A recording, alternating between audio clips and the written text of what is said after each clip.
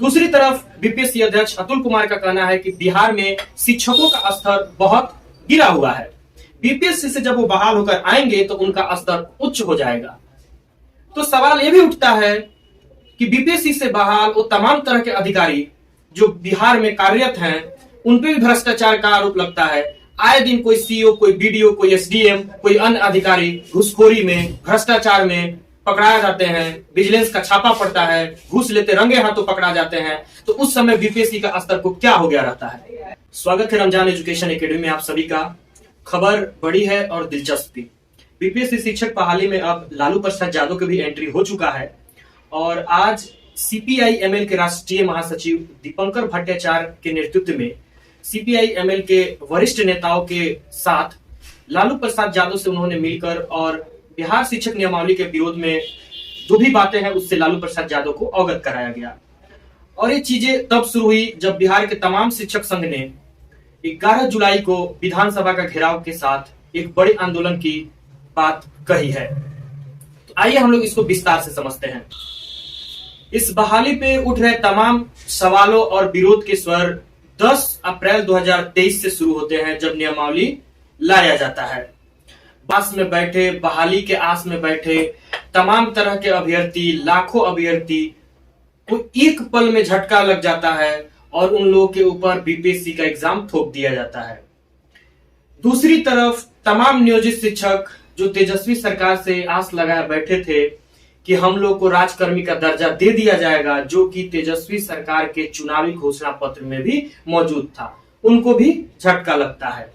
और इसमें बीपीएससी की एंट्री होती है और बीपीएससी के द्वारा एग्जाम कंडक्ट कराने की बात कही जाती है और उसमें नियोजित शिक्षकों को भी बैठने को कहा जाता है और तमाम तरह के अभ्यर्थियों को भी बैठने को कहा जाता है। नियमावली में कुछ ऐसे सवाल है जो नियोजित शिक्षकों के साथ साथ लाखों अभ्यर्थियों को भी परेशान कर रहा है।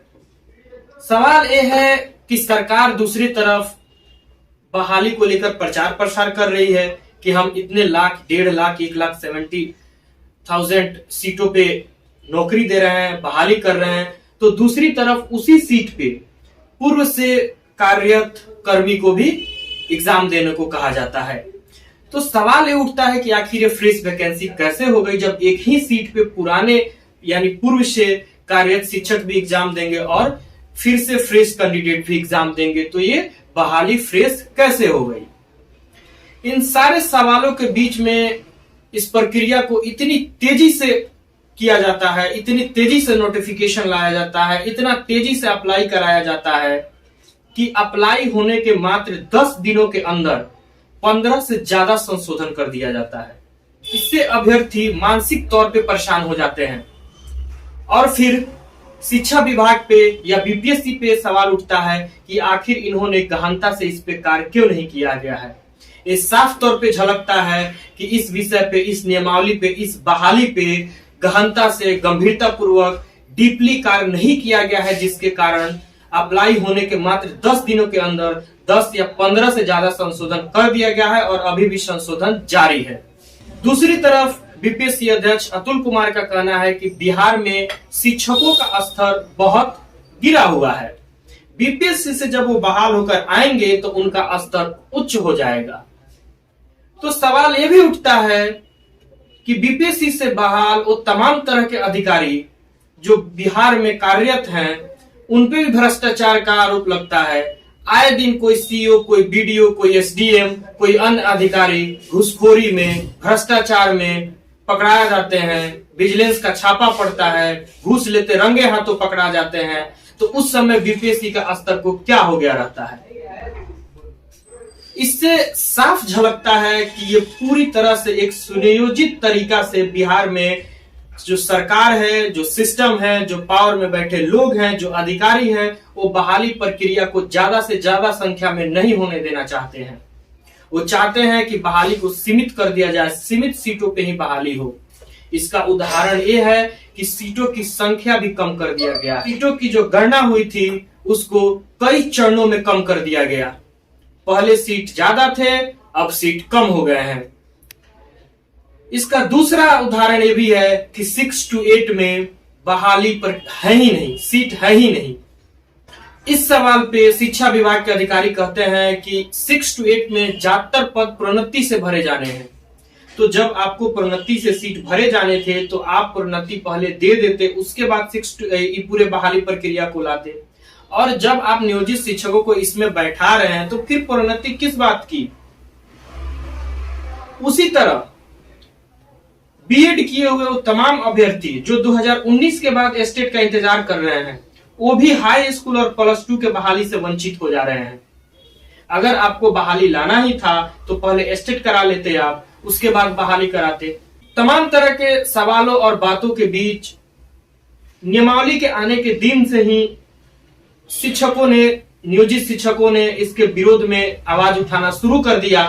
तमाम तरह के संगठनों ने इस पे अपने अपने तरीकों से आवाज उठाया। किसी ने संवैधानिक तरीका से आवाज उठाया तो किसी ने इस पे याचिका दायर किया। इसी आंदोलन के नेतृत्व लेफ्ट के कुछ विधायक थे, जैसे संदीप सौरव और भी विधायक इसका नेतृत्व किए और विधायकों का घेराव किए, जनप्रतिनिधियों से मिले, शांतिपूर्ण तौर पे उन्होंने सरकार को घेरने की प्रयास किया। तमाम प्रयासों के मद्देनजर सरकार ने वार्ता करने से इनकार कर दिया। शिक्षक संघों ने तमाम कोशिशें की वार्ता करने के, लेकिन ये विफल रहा, जिससे CPI-ML के साख पे भी सवाल उठने लगा। उसी का नतीजा है कि आज उनके वरिष्ठ नेताओं ने लालू प्रसाद यादव से मिलके इस मुद्दे को उनके समक्ष उठाया। तो दूसरी तरफ तमाम प्रयासों के विफल होने के बाद शिक्षक संगठनों ने आंदोलन करने की बात कही और 11 जुलाई को बिहार में विधानसभा के घेराव के साथ एक बड़े आंदोलन की शुरुआत की बात कही जा रही है।